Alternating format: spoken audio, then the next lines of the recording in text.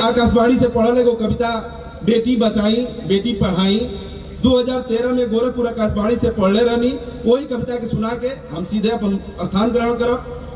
जन्म भइल बिटिया के जे दिन घर में भइल उदासी, माई बाबूजी भर भर के ले ले उसासी।